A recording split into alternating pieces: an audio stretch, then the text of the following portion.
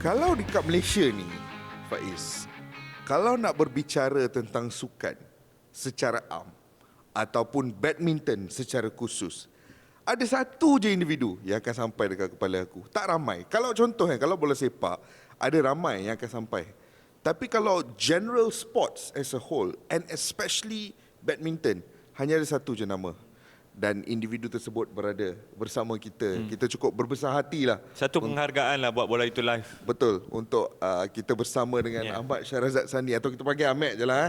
Satu penghormatan untuk saya sebenarnya dapat duduk di antara pelopor bicara moden bola sepak di Malaysia ni. Kish dan juga Faiz. Saya terima kasih sebenarnya. Penghormatan tu buat saya sebenarnya. Jangan kata-kata besar macam tu, Ahmad. Pelopor bola sepak moden. Jangan. Saya perkatakan elemen-elemen tu dengan sepenuh hati saya. Ikhlas. Kami hanyalah dua budak hingusan yang duk berbicara tentang bola sepak. Tapi hari ini kita nak berbicara tentang badminton. Sebuah sukan yang rapat dengan jiwa setiap orang Malaysia lah. Aku yakin macam ni sebanyak mana orang Malaysia kata dia peminat sukan nombor satu dia adalah bola sepak, ataupun dia kata sukan nombor satu dia, contoh dia minat golf, Formula 1, MotoGP, semua sebanyak mana dia cakap.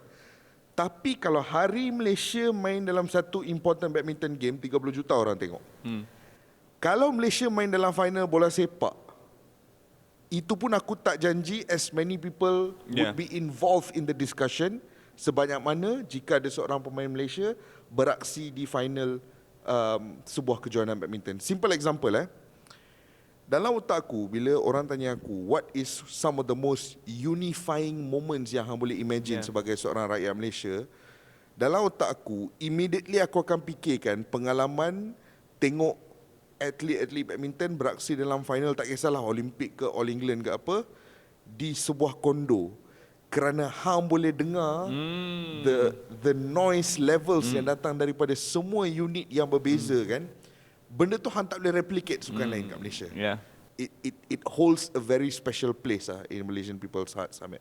Betul, melihat fenomena itu jauh daripada Rio, Brazil 2016 saya merasakan pada waktu itu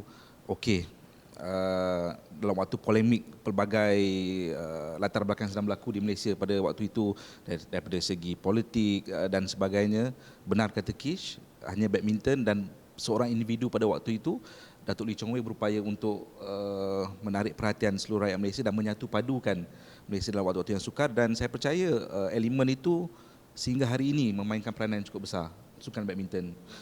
Tapi cumanya selepas Olimpik Rio ni kita tidak merasai fenomena sehebat itu sehinggalah selepas Olimpik Tokyo 2020 2021 lah, kalau nak mengambil kira fakta nombor dan juga penangguhan disebabkan COVID-19.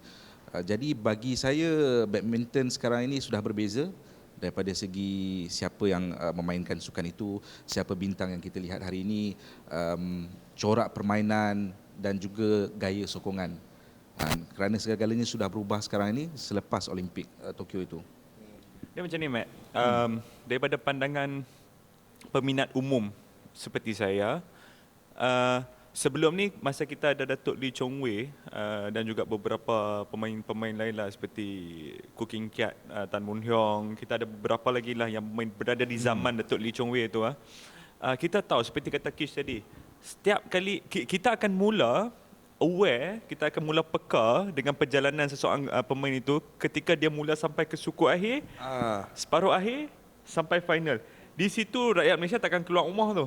Rakyat Malaysia takkan keluar rumah sebab akan mengikuti dengan rapat fixture-fixture tersebut. Tetapi agak jarang ataupun kurang, bukan seperti sekarang, kurang peminat-peminat yang betul-betul mengikuti off-season dia buat apa komitmen penajaan dia, siapa yang berada di belakang dia, siapa coach dia, agak kurang berbanding sekarang. Peminat-peminat sekarang lebih khusus ke arah itu. Dah mula macam style, kalau boleh saya katakan style bola sepak sedikit lah, kan? Boleh ambil pinpoint tak bila perubahan ini berlaku, apa yang memacu perubahan ini, dan pendapat Ahmed tentang perkara ini? Okey, yang pertama kalau kata nak pinpoint bila berlakunya ataupun memutiknya fenomena ni, Olimpik Tokyo sejurus selepas itu. Antara pengikat dia dalam bahasa yang mudah adalah paras rupa pemain-pemain kita. Bagaimana ini saya cakap secara dengan jujur bagaimana mereka tertarik melihat pemain seperti Lee Zijia, Soh Hui. Kalau kita lihat peminat-peminat lelaki juga melihat kepada Pelitan dan juga Emtina sebagai ikon baru. Saya sendiri pun berdebar tengok Pelitan. Ikon baru dalam sukan badminton membabitkan pemain wanita selepas Goh Lu Ying. Antara pemain kesukaan saya tu, kesukaan Faiz. Tapi walaupun mereka mula meminati sukan badminton ini atas dasar yang trivial seperti rupa, tapi selepas itu mereka mula mengambil kisah terhadap jadual pertandingan, siapa lawan mereka di peringkat yang seterusnya ataupun draw. Mereka saya lihat kini lebih fasih, lebih arif mengenai sukan badminton berbanding dengan wartawan-wartawan sukan khususnya pada waktu saya. Kerana tugas wartawan pada waktu saya memula membawakan perkembangan badminton adalah untuk memberitahu umum, tournament apa yang akan datang, apakah draw, apakah fakta terhadap undian-undian yang akan datang ni. Kerana sekarang ni wartawan dah tak payah lakukan tugas seperti itu. Anda akan ada profil-profil di Twitter yang melakukan tugas tersebut. Individu-individu yang sangat gairahkan sukan tersebut, dan mereka hari ini, peminat-peminat ni sudah boleh ataupun sudah berupaya untuk menceritakan bagaimana untuk mendapatkan ranking points, bagaimana untuk menerangkan apa akan terjadi jika pemain ini tidak beraksi di sebuah kejohanan seperti ini. Jadi daripada seorang peminat yang hanya meminati paras rupa pemain, mereka sudah jadi expert fan. Itu yang saya boleh sifatkan sekarang ini. Dia sama macam apa, Kish? Sama macam impact, drive to survive terhadap sukan F1. Terhadap sukan F1, setuju. Dan ini kalau kita tengok daripada sudut positif dia, akan bagi banyak impact positif kepada banyak orang, di mana penganjur kejohanan akan mendapat banyak lagi penajaan. Badminton akan kembali sebagai the attractive sport, bukan lagi hanya satu sukan yang dimainkan orang Asia saja. Tak, ini dia tak jadi macam tu lagi, guys. Dia macam ni kan, selama hidup aku dekat Malaysia, it has always felt macam apa tau. It has always felt, contoh kalau aku nak pakai logik bola sepak, it has always felt bahawa bola sepak itu adalah seperti Premier League, yang mana berlangsung all year long. Dan badminton itu adalah seperti sebuah kejohanan antarabangsa yang mungkin berlangsung hanya sekali setahun, 2 kali setahun, ataupun FIFA calendar, FIFA International week breaks, 3 bulan sekali, 4 bulan sekali. Aku selalu memandang badminton ni sebagai a seasonal sports. Sebab seperti yang kita sedia maklum, bila ada Olimpik, kita gairah. Bila ada All England, kita excited. World Malaysia Championship, Open, World Championship. Tetapi sekarang, macam saya cakap, dengan perubahan dan juga trend baru, dia seolah-olah meletakkan badminton dekat pedestal yang berbeza. Di mana badminton juga sekarang ni dipandang, dinikmati sebagai sebuah all year long sport. Dan paradigm shift dalam cara sokongan badminton ni yang saya rasa telah membina satu realiti yang luar biasa, di mana kita tengok jumlah penonton yang berebut tiket untuk menonton Malaysia Open tahun lepas dan tahun ni, Matt, tak masuk akal langsung.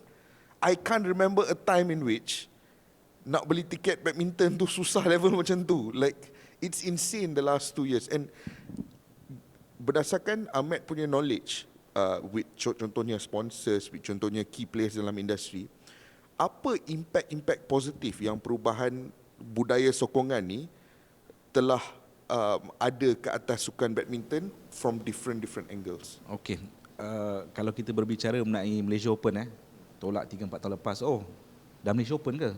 Malaysia Open dah habis.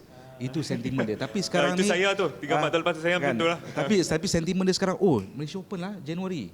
Kan, ia menjadi satu kerajaan yang sangat dinantikan komuniti badminton Malaysia. Dan sekarang ni terbuka Malaysia sudah dinaik taraf kepada Super 1000. Ada orang yang gelakkan kepada komuniti ni bila kita angkat Super 1000 ni seolah-olah setaraf dengan Grand Slam tennis. Okey, tenis ada 4. You ada Wimbledon, you ada Roland Garros, you ada Australia Open, and then US Open. So dekat badminton sekarang you have 4 Super 1000, which is the highest dalam BWF World Tour. Ada Malaysia Open, Indonesia Open, All England, and then China Open. Saya beruntung kerana saya pernah membawa liputan di seluruh England, di terbuka Indonesia.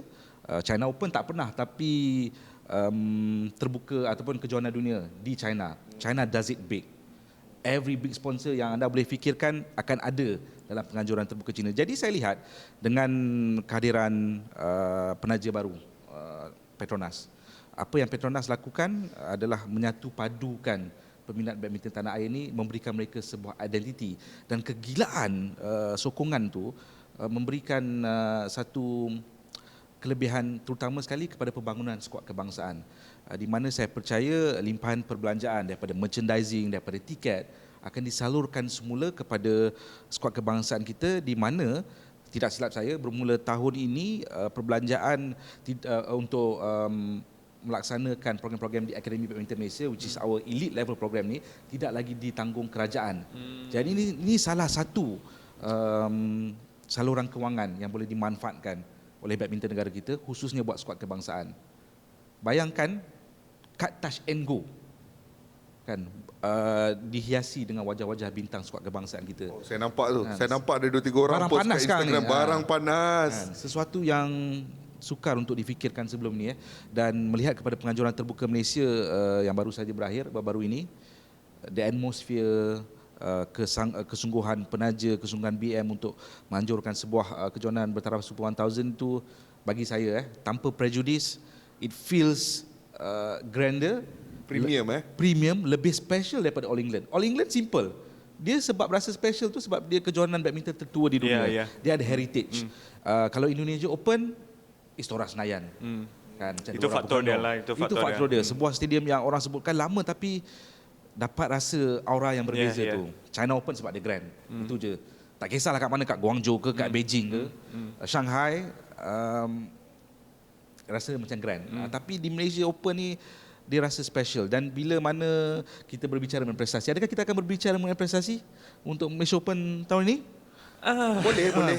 Kita sesuatu yang suka. Maybe the next question we will get there. Ini yang kita nak ni. Jadi daripada segi commercial, kalau kita sebut commercial point of view Matt, dia sudah pun menarik ramai orang sehingga casual fan seperti saya sendiri pun mahukan merchandise, barangan-barangan daripada Malaysian Open. Kalau kawan-kawan kita di Petronas dengar, mungkin boleh lah kot. Jangan pancing macam tu, Faiz. Jangan pancing macam tu. Faiz Kish berikan rakan-rakan kita di Petronas sedikit lagi masa. Kerana saya percaya anda akan diperagakan dengan merchandise. Okey, itu daripada pandangan komersial boleh dikatakan sukses. Daripada pandangan komersial lah. Saya tak pernah tengok badminton sekomersial ini di Malaysia sebelum ini. Tapi ada drawback dia juga, Ahmad. Di mana saya boleh bandingkan peminat-peminat fanatik badminton ini tadi, ataupun kita sebut sebagai BL. BL ini, meskipun tak semua, segelintir daripada mereka dah pun mengingatkan saya kepada K-pop fandom, di mana pemain-pemain kesukaan mereka dan secara jujurnya pemain-pemain kesukaan saya juga di Malaysia ini hampir tidak boleh dikritik ataupun tidak boleh diulas sama sekali. Kalau tidak, akan ada banyak tentangan, akan ada banyak backlash, akan ada banyak perdebatan yang konotatif dia adalah negatif di situ. Macam mana Ahmad sebagai seorang wartawan badminton senior Anda sedang berbicara dengan seorang BL sekarang ni. Okey. Untuk melabel BL ataupun badminton lovers ni, yang di mana saya merupakan salah seorang daripada komuniti yang sedang memutik ataupun sedang membangun ini, sekadar sebagai fanatik K-pop adalah sudah tidak relevan bagi saya. Kerana kegilaan mereka itu bukan sekadar kepada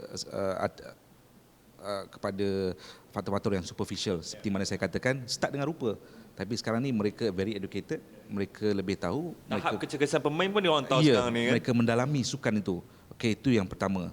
Yang kedua, saya sendiri pernah dilabel sebagai seorang yang mempelopor toxic positivity dalam bagaimana untuk menyokong badminton. Saya terima perkara itu kerana saya percaya dalam kita menyokong badminton ni bukan sekadar ada BL, ada media, ada pengkritik. Jadi ini semua satu ekosistem yang sangat penting.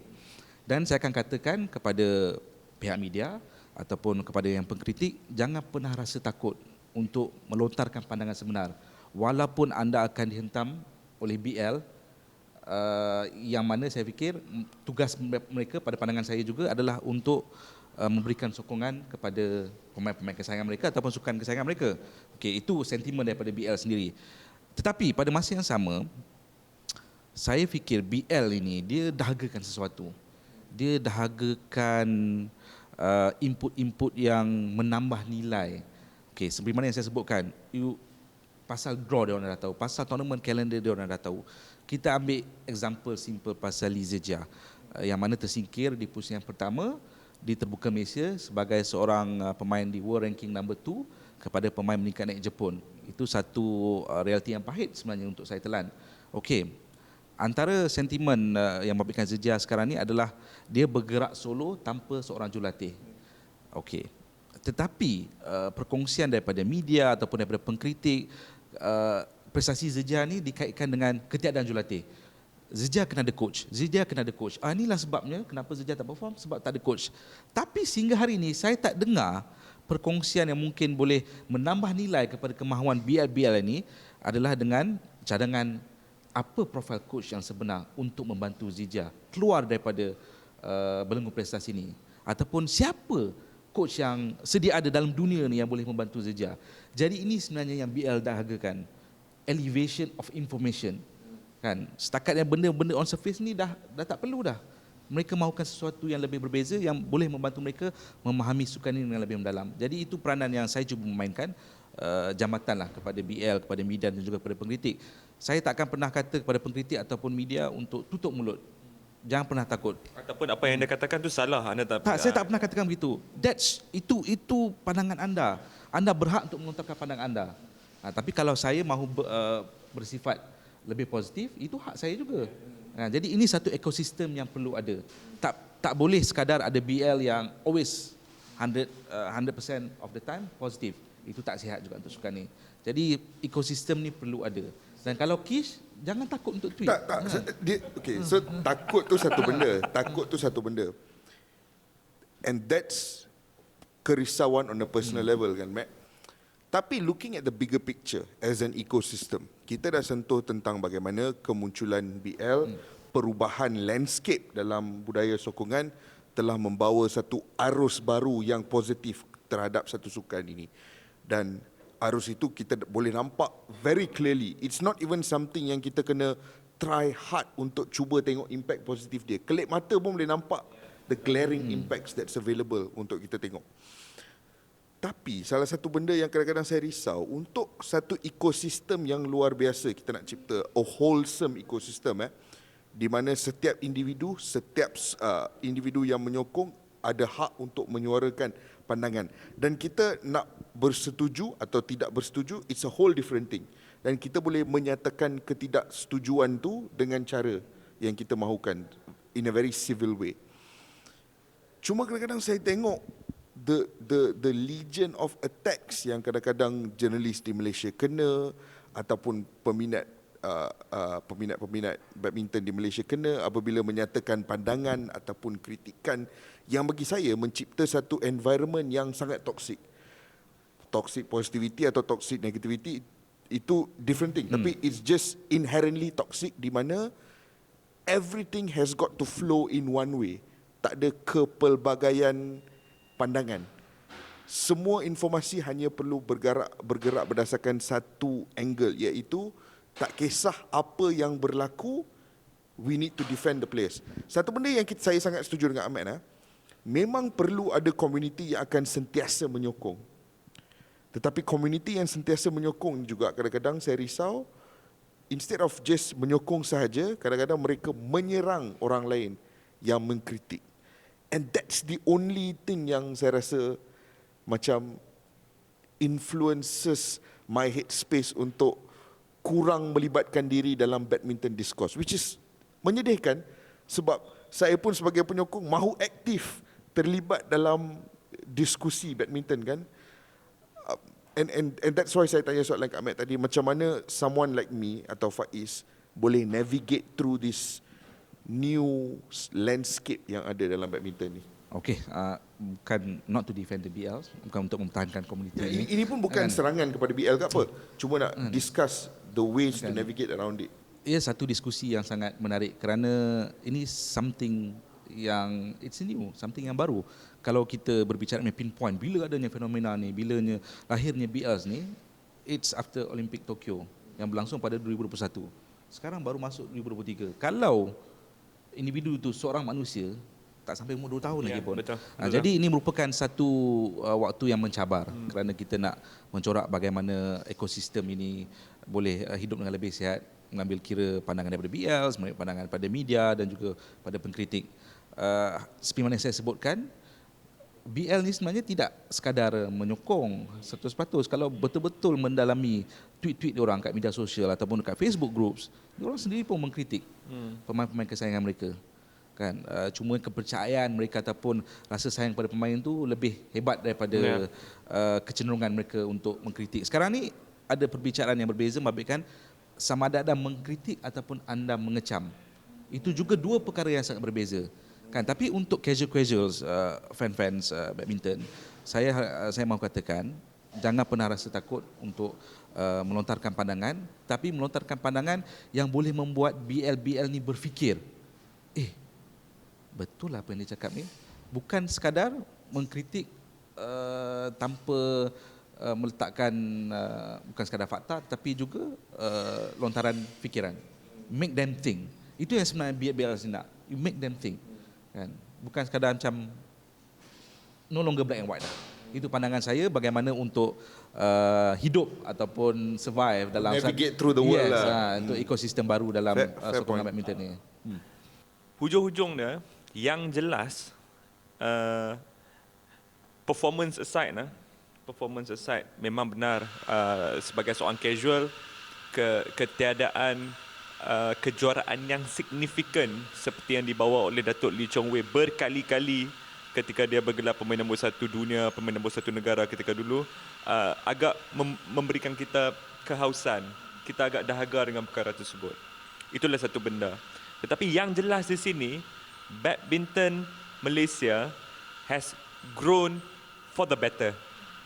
Dia menuju satu arah yang sangat positif. Ia mungkin masih lagi, bak kata Ahmed tadi, muda, mungkin masih lagi muda, banyak lagi yang kita perlu pelajari untuk menyihatkan lagi ekosistem kita ini. Tetapi setidak-tidaknya kita ke arah yang tepat. Saya tak boleh cakap perkara yang sama untuk sukan kabadi di Malaysia. Saya tak boleh cakap macam tu. Saya tak boleh cakap macam tu, Matt. Minta maaf. Saya tak boleh cakap macam tu. Tetapi untuk badminton, setidak-tidaknya ekosistem jelas, pengurusan yang lebih jelas, kita rasa lebih tertarik dengan segala perkara kosmetik ataupun bukan kosmetik dalam badminton sekarang ini. Yang tinggal lagi kita nak harapkan pemain-pemain kita dapat membawa cabaran dengan lebih positif di peringkat dunia. Kadang-kadang ada ramai lagi yang lupa bahawa kita akhirnya dah ada juara dunia dalam badminton. Manusia berulaki. Tapi sayangnya kejuaraan dunia itu tak lekat pada seorang man singles. Macam mana pun, kalau kita ada 10 kejuaraan dunia pun tapi tak ada satu dalam man singles tu, termasuklah pingat emas Olimpik, selagi itu kita tidak akan anggap badminton kita sebagai satu kejayaan. Jadi itu merupakan cabaran kepada pemain-pemain yang sedia adalah. Kan, cabaran yang sangat besar. Even Datuk Lee Chong Wei pun berhempas pulas bermati-matian pun tidak dapat untuk merealisasikan impian Malaysia memiliki seorang juara dunia dan juga pemenang pingat emas Olimpik dalam men's singles. Jadi apabila saya melihat pemain seperti Lee Zijia misalnya ataupun Ng Ziong ini dan juga pemain-pemain lain dalam kategori yang lain ataupun disiplin yang lain, saya mahu mereka bukan sahaja menang tapi rasa gairah, rasa seronok bermain badminton untuk diri sendiri mereka juga, kerana tekanan yang mereka tekanan yang membelenggu mereka ni sangat luar biasa. Luar biasa, ya. Kita boleh lihat, saya pun boleh lihat aksi mereka di terbuka Malaysia ni, bahawa mereka sudah berfikir sebelum turun ke gelanggang, macam mana pun kena pergi final, kena pergi semi-final. Kalau tak habis kena hentam. Itu belenggu yang sedang mengikut rapatlah pemain-pemain badminton negara kita. Rata-ratanya masih muda, Kish. Average age 25 tahun. Kalau ambil keseluruhan yang sedang aktif sekarang ini. That's the one thing yang saya selalu ambil kira apabila nak berbicara contohnya apa-apa tentang Lee Zijia. Realiti yang perlu kita terima bahawa ketika Lee Chong Wei berada di umur Zijia itu juga, Lee Chong Wei bukanlah karakter yang kita kenal sekarang. Dia mengambil masa kan untuk membina persona dominant world champion over the years, dominant performer over the years untuk dapat naratif tu. mungkin akhir kata untuk kali ini adalah saya ingat lagi bila Ultras Melaya mula muncul di scene bola sepak Malaysia, ia menimbulkan satu situasi hampir sama di mana people did not know how to process. People did not know how to accept them. Di manakah ruang untuk sekumpulan manusia ini hidup, bernafas dan menyokong bola sepak Malaysia dengan budaya baru yang telah dibawa masuk. Change is always a difficult thing kadang-kadang untuk kita kan. Tetapi sejak 2007 apabila Ultras Melaya masuk ke bola sepak, evolusi mereka dan evolusi budaya sokongan di Malaysia telah sampai ke satu tahap di mana sekarang ni there is a dedicated space untuk Ultras Melaya berfungsi sebagai tulang belakang skuad kebangsaan. Dan harapan saya adalah mungkin perkara yang sama untuk BL. Sebab, yes macam Ahmed cakap, baru 2 tahun. Kita semua ada rasa nervous sikit nak berhadapan dengan this new world, but the reality is it's in its infancy stage, baru 2 tahun. Dan saya yakin dalam 10 tahun yang akan datang, evolusi ini akan berterusan sehinggalah sampai satu tahap di mana akan ada a dedicated space untuk the BLs and the casual fans and the regular fans coexist dalam satu symbiotic relationship yang boleh membentuk tulang belakang utama buat skuad kebangsaan badminton kita. Ya, badminton sepanjang 2-3 dekad ini saya sifatkan sebagai tradisional, di mana rakyat Malaysia tahu untuk seorang pemain itu ataupun mana-mana gandingan itu untuk berjaya perlu kekal dalam BAM sehinggalah ke hujung kerjaya dia. Tapi apabila ada seorang radikalis seperti Lee Zijia ni, dia mencorakkan sesuatu yang baru. Mungkin dialah yang pertama dan saya percaya akan ada ramai lagi selepas ni top players yang di mana sampai satu tahap mereka berasakan perlu keluar daripada kepompong BM, dan itu bukan satu perkara yang tidak sihat. Saya lihat itu sebenarnya perkembangan positif yang perlu diharungi oleh BM dan juga badminton Malaysia. Kepada peminat casual, saya katakan jangan pernah rasa takut untuk melontarkan pandangan, buat BL ni ataupun rakan anda berfikir.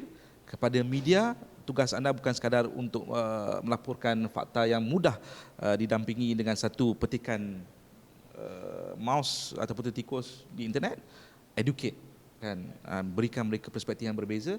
Dan kepada BL, termasuk diri saya sendiri, mungkin sudah tiba masa untuk kita keluar daripada pemandangan us against the world.